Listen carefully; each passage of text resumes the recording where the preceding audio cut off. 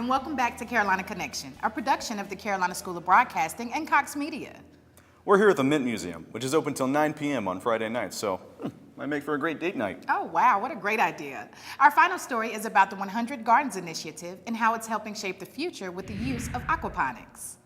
Now by 2050, it's expected that nearly 100% of all major seafood species will be in a state of collapse. Now you couple that with the fact that our freshwater resources are already in decline and that the world's human population is expected to increase from its current 7.5 billion to 9.5 or 10 billion. So what does 2050 look like? With virtually no seafood left, less fresh water, and 2 billion more people on the planet. I have no idea, but I'll leave that up for you to imagine in your own mind.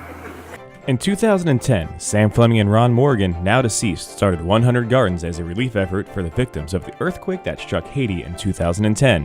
100 Gardens has since transformed into an educational program for kids in multiple Charlotte area schools.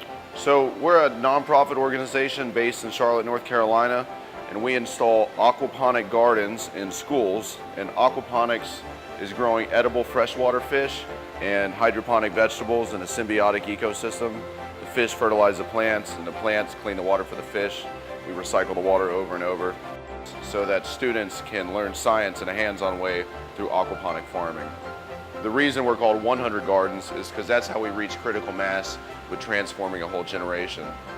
So if we just had 200 students learning how to think in new ways, like sustainable technologies, change the way they eat, if we had 100 schools, that'd be 20,000 kids a year in Charlotte.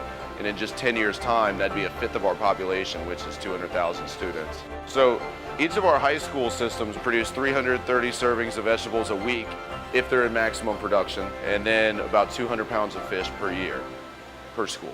Over the summer, Carolina Connection had the opportunity to visit the Webb Street School Garden, where the school and 100 Gardens hosted an aquaponics greenhouse tour and seminar. While there, we had the opportunity to get a quick word with the principal of Webb Street School, Mrs. Kelly Howe. We are a K-12 plus school, so our students range in ages from 5 to 22.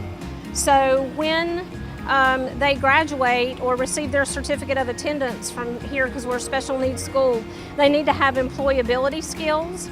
So we had the greenhouse, we had both this house and the traditional grow greenhouse. I read an article about 100 Gardens, and our greenhouse currently wasn't being used when I came on board. And I thought that the aquaponics system was very predictable, repetitive, and that's what our students need. So they need to be able to follow simple directions, be able to produce a product, and 100 Gardens was every answer we needed. There are some farm-to-table, farm-to-cafeteria programs that are coming on board, but we're not one of those. Eventually we'd love to do that. But right now we sell at the local farmers market, and we have a couple local restaurants that are customers for our lettuce. During Sam Fleming's TED Talks presentation, he discusses what could be this generation's most important project. Here's a quick soundbite from that presentation. Changing the way people think about learning, about food, about each other, was Ron's most important project. And if we want 2050 to be a better world for the people we care about the most, changing the way we think might just be the most important project for all of humanity. Thank you. I'm Kevin Lane, reporting for Carolina Connection. If you're interested in volunteering with 100 Gardens, visit 100gardens.simdiff.com.